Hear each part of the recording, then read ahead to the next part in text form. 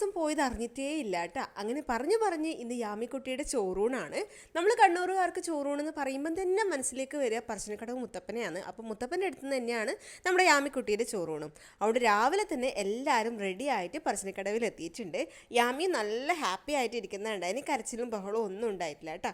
അപ്പോൾ പോയ ഉടനെ തന്നെ നമ്മളൊരു മുണ്ടൊക്കെ വാങ്ങിച്ചിട്ടുണ്ട്. മുണ്ടുടുപ്പിച്ചിട്ട് വേണമല്ലോ ചോറ് കൊടുക്കാൻ വേണ്ടിയിട്ട്. അപ്പോൾ ഒരു 10 മണി 10:30 സമയത്താണ് നമ്മൾ അവിടെ എത്തിയത്. രാവിലെ 7:30 മുതൽ വൈകുന്നേരം 4:30 വരെ ചോറൂണുണ്ട് കേട്ടോ. അവിടെ ഏത് സമയത്തായാലും പോയാൽ മതി. ടോക്കണൊക്കെ അവിടെ എത്തിയിട്ട് എടുത്താൽ മതി, മുന്നേ എടുക്കേണ്ട ആവശ്യമൊന്നുമില്ല. നമ്മൾ അവിടെ എത്തുമ്പോഴേക്ക് തന്നെ എൻ്റെ അച്ഛനും അമ്മയും അതുപോലെ തന്നെ ഏച്ചിയും ഏട്ടനും പിള്ളേരും എല്ലാവരും എത്തിയിട്ടുണ്ടായിനി. അപ്പോൾ വേഗം നമ്മൾ ടോക്കൺ എടുത്തു, വേഗം ചോറ് കൊടുക്കാൻ വേണ്ടിയിട്ട് കയറുകയാണ്.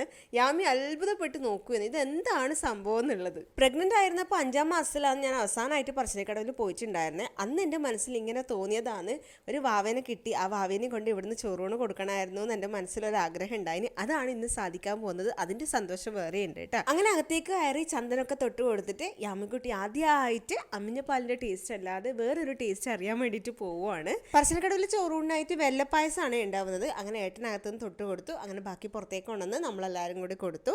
അങ്ങനെ നാളെ മുതൽ യാമിക്കുട്ടി കുറുക്ക് കുടിക്കാൻ വേണ്ടിയിട്ട് തുടങ്ങുകയാണ്.